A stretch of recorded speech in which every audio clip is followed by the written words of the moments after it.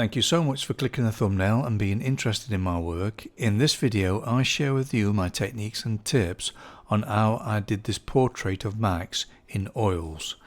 Be sure to watch it right through till the end, because here and there I'll be slowing things down in real time so you can take a closer look. So let's dive in and take a look.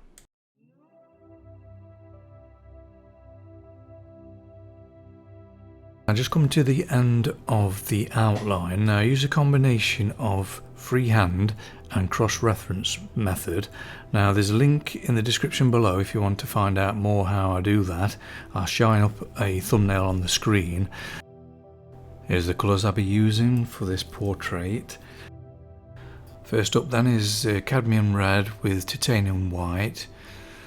I tend to put a lot of pigment on the canvas to start with. You've got to build up that sort of vibrancy, so don't starve your palette, just put plenty of mixture there.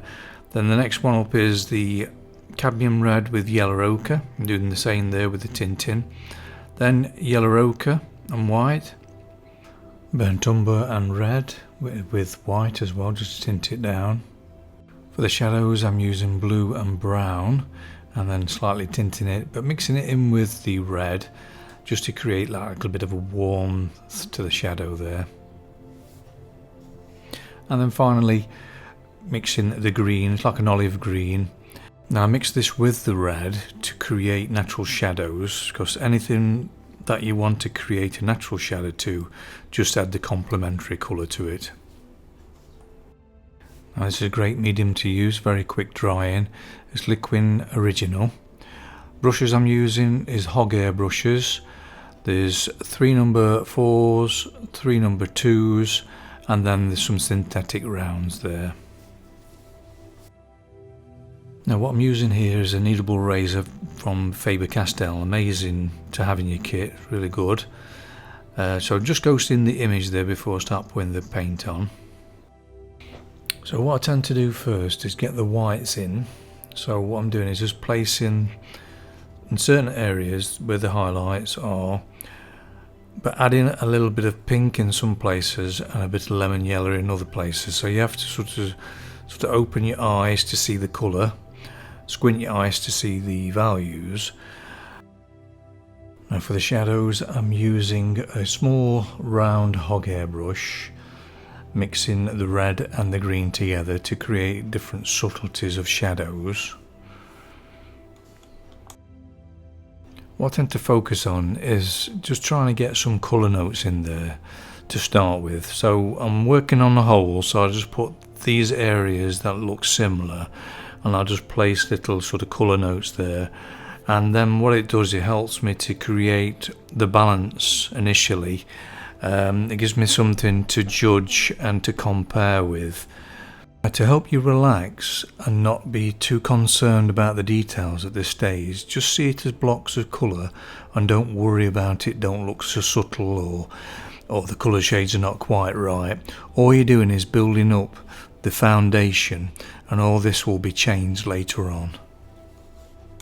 Be only concerned about the feeling and connection. So while you're painting, just open up your heart, let go of the mind, and then just focus on all these different colour tones and just place them in as little blocks of colour.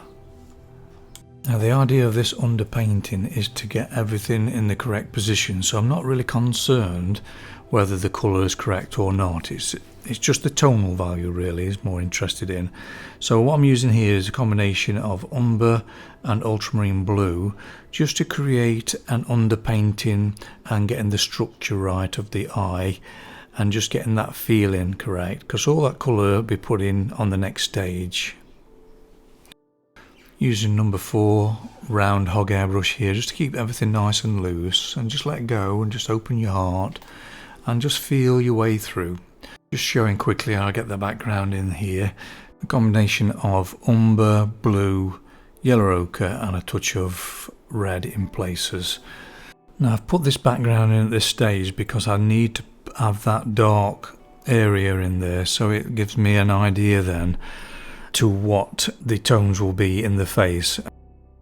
If you're enjoying this video, why not subscribe? It's absolutely free, and then you're sure not to miss any of my future videos.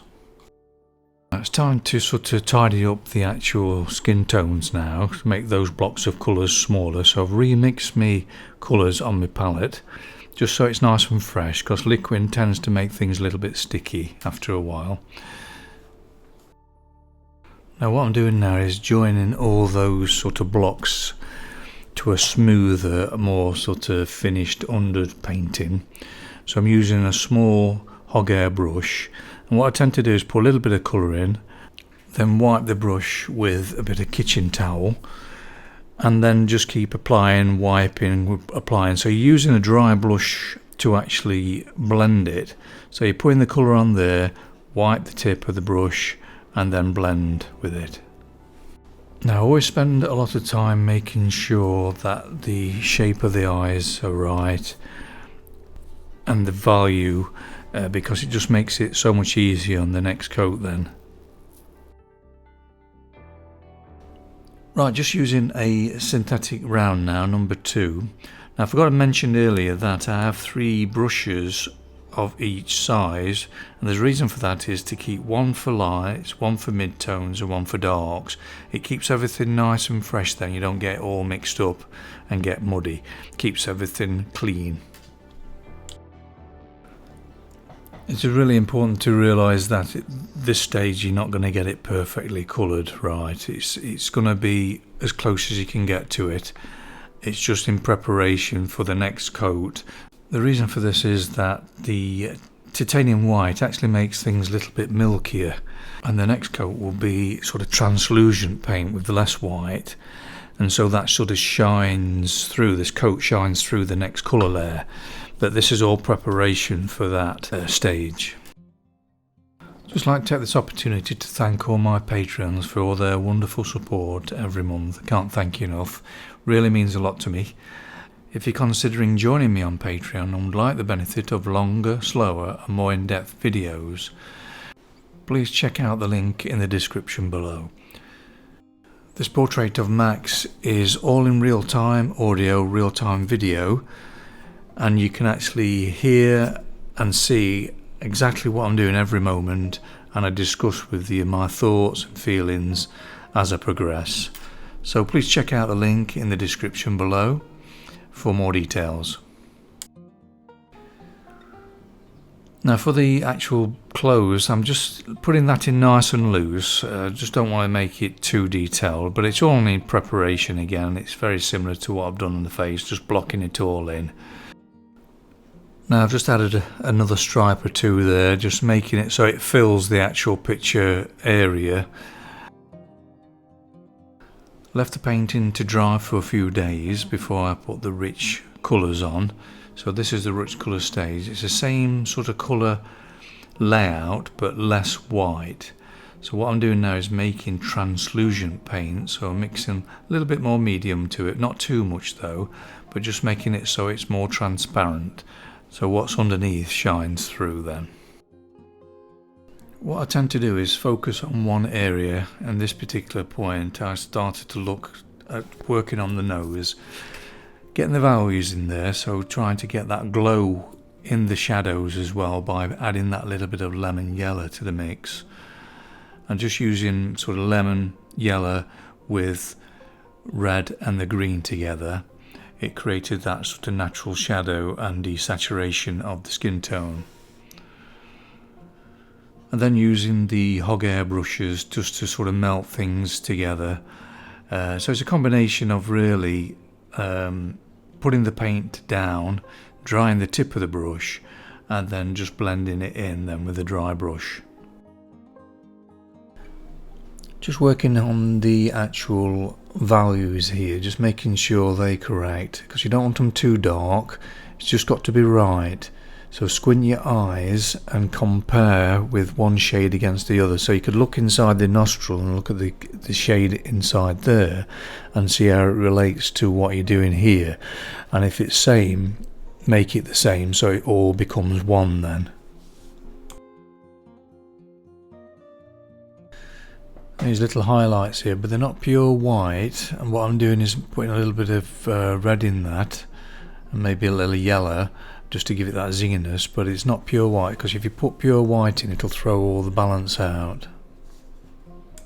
Now on the tongue here it's quite glowing, so what I've done is added lemon yellow, warm red and a bit of cold red together to create that zinginess within the shadow, and added a little bit of green with it as well.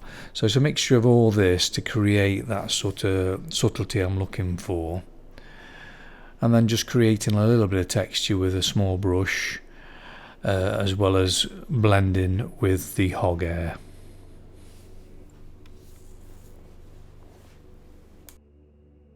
Now there's two things that I do regular, and that is to open the eyes to see the colour and then squint the eyes to actually see the value. So you open your eyes wide if you're not sure what colour it is, because all it is really is trying to find the temperature. Some parts are warm, some are cold, and it's just adjusting the paint accordingly really, and just keep mixing it up and using those three brushes so things don't get too sort of muddy. So you've got a light brush for your lights, one for your mid-tone and one for your darks, and that keeps everything nice and clean then. What I tend to do is add that little bit of blue if it's colder. There's some purpley colours there, so add that touch of blue, creates that colder colour. And then to warm it up, just add that lemon yellow or yellow ochre, depending on how much it is glowing. And then you can't go far wrong with that really, just keep mixing those together. But if you wanted to desaturate something, so if you've put down a colour that is too rich, just add that little bit of the green to it, or light green, and it just does the trick. It just sort of subtles it all down. As you can see here, I'm working on quite a few different areas at once, so I'm constantly comparing the shades and adjusting accordingly.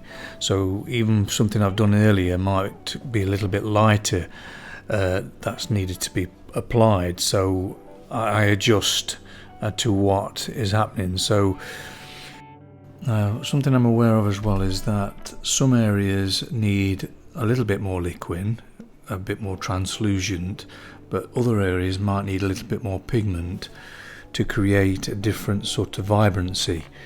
So it's a case of sort of trying the different approach, see which works. Sometimes you might need that little bit more pigment, and some a little bit more liquid. Now for the hair, I'm just putting it in very, very loosely, not too much pigment, almost dry brush, so it's just a little bit of pigment on there, but like scrubbing it on really. This created the texture I was looking for. So you don't want to do it all the same, just having these different sort of marks and that just makes all the difference. If you're enjoying this video, why not give it a like and share it with your friends? It would mean so much to me, because this would help the channel to grow. I always spend quite a lot of time and attention to the eyes, because the old saying is the eyes are the mirror of the soul. There's so much feeling and energy in there. So what I'm doing here is actually using brown and blue, very thinly mixed, and creating my own black. So I'm not using black at all, just using the brown and the blue, but adding that touch of white just to tint it here and there as well, because you don't want it pure black.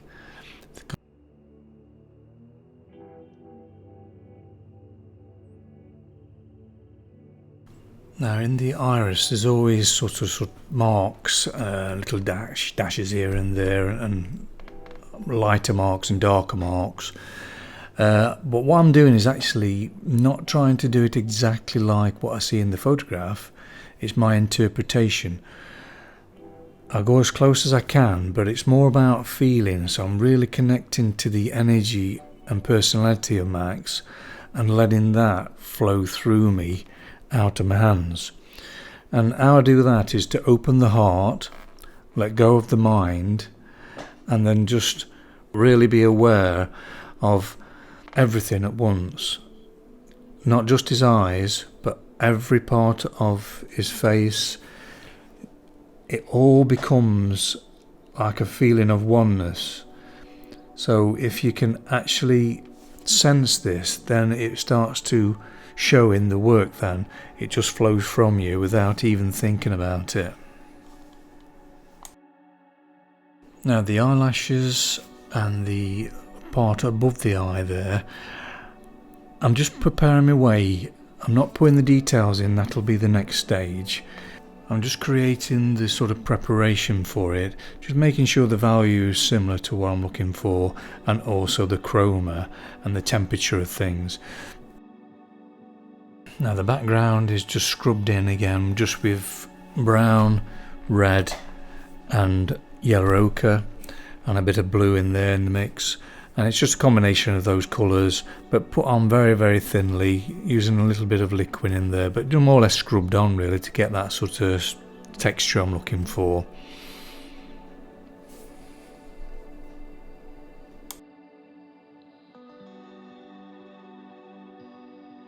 Now for the detail stage, I'm using zinc here, a combination of zinc and titanium white, 50-50 mix. The reason I'm doing this is because zinc is more transparent, and I'm always experimenting, and according to Michael Harding paints, this combination of zinc and titanium together is the lead substitute, so but with just a little bit of yellow ochre in it, which I mix in it anyway. So yeah, so I'm giving it a go, see what it's like. Now with the final coat, I tend to have it more translucent, the colours, so there's less white been put in. That's the reason I put that zinc in, to make it more transparent, and it'll create more of a glow. So it's just a case of experimenting with this really to see how it goes, but it seemed to work out alright in the end. But I'm always trying different things, you've got to experiment. So this is me showing you how I'm experimenting with things.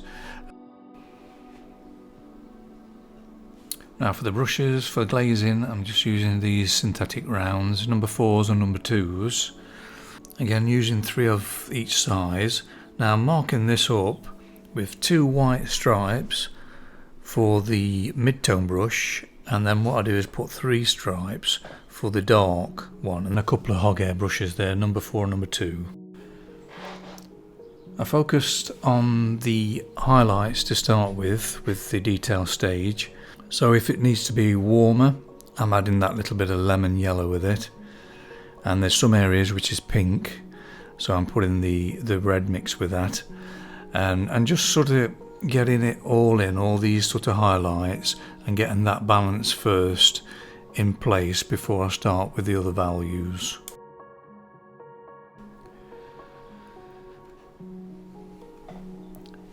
Just a little dab on the finger just makes all the difference as well, just softens things up. And it's just a case to just keep mixing very, very thin colours. A bit of red here, you know, you have to change up with the temperature, just like the other stage. It's just thinner colour, that's all. But you're building the texture up on this stage, rather the other one was still a little bit blocky on the rich colour stage. This one's actually softening things up, so you're softening the edges. So all this stage is about getting the correct edges, values, chroma, and just the basic energy of it, so you're really feeling, connecting.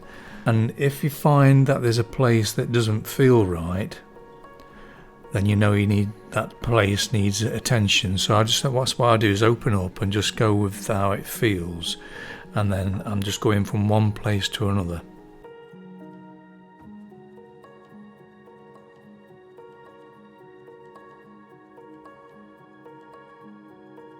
Now just illustrating here how white the brush, just a little dab on the actual paper there, kitchen paper. So what you do is you put your pigment down and then wipe your brush and then soften the edge of the paint, what you've put in. So you're sort of blending with a dry brush then. It's not completely dry, there's still paint on there, but you're just taking the excess paint, what you've put on, and then just blend with it. Now here I'm glazing with a hog hair brush, putting some colour on there to start with. You have to be careful though when you start putting sort of very thin colour on. You might have to go over what I'm doing here is just a little bit more white again, just to soften it all up and bring it back into sort of a feeling of softness, because sometimes when you put these glazes on, it can seem a little bit too sharp and a bit too glowy, so you have to sort of kick it back a little bit by adding that little bit of white to tint it. But it still keeps a glow, but it's not as harsh as just putting neat sort of colour on there without that little bit of tint.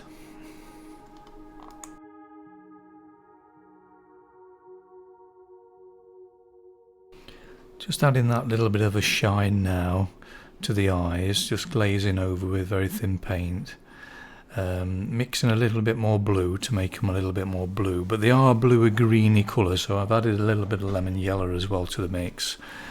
But yeah, just going over, I try and work on both of them at the same time, and also around the pupil there I have put a little bit of brown, like a burnt sienna colour. I've mixed it myself with a bit of red and umber.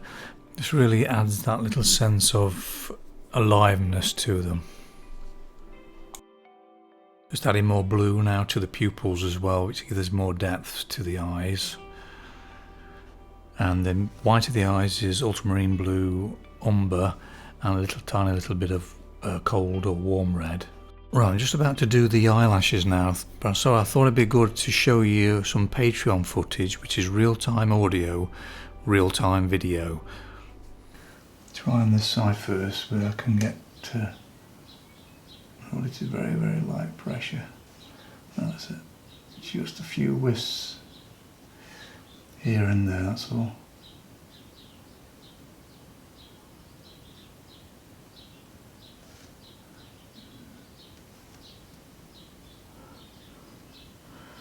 Go into that brown now a little bit. Seems to be warming up as you go that way. A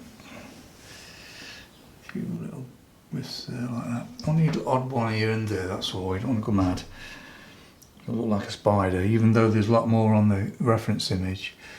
It don't seem to look right when you put it on the painting. So light pressure, tip there. Down, just going into the movements of it like that.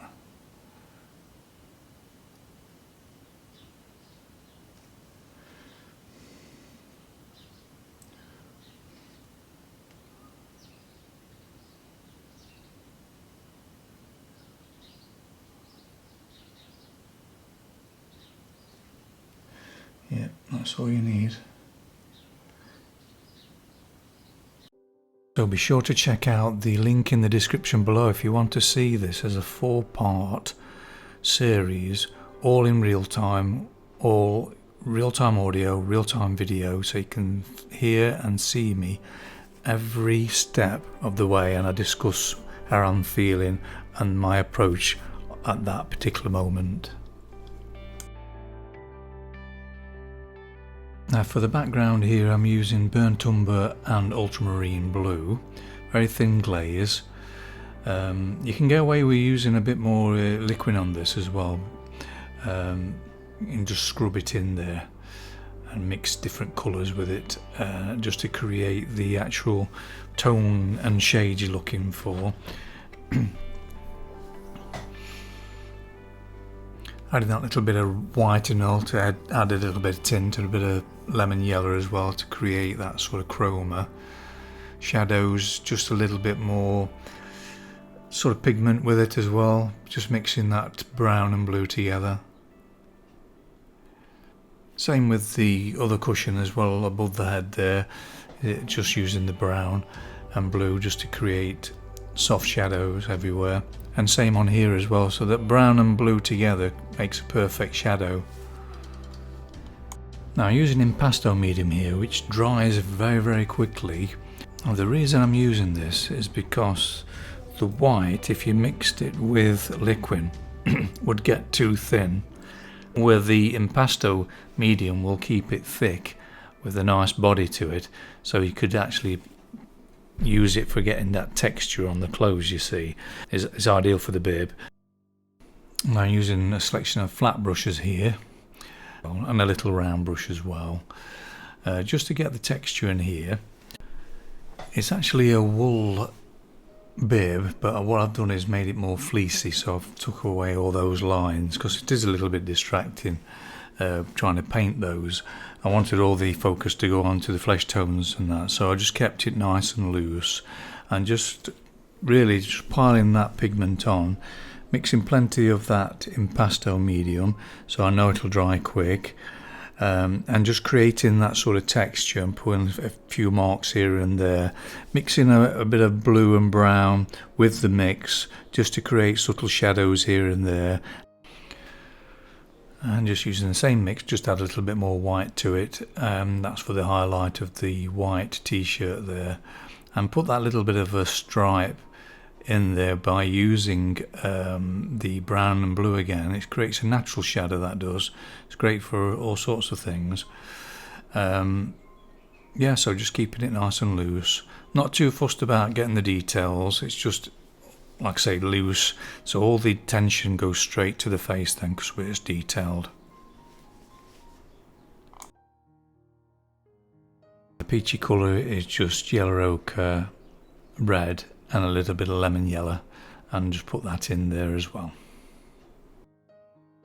Again, keeping it nice and loose, just put plenty of pigment on there to get that vibrancy as well. Yeah, and just basically with the stitching I just put a little dot here and there with a lighter colour of what that peach is, and a little bit of dark brown and blue for shadows. So thanks very much for watching the video till the end. So here's the actual portrait of Max at the correct angle rather than being perspective on the easel. If you'd like to see more of my work, please check out this link here. Take care, bye for now.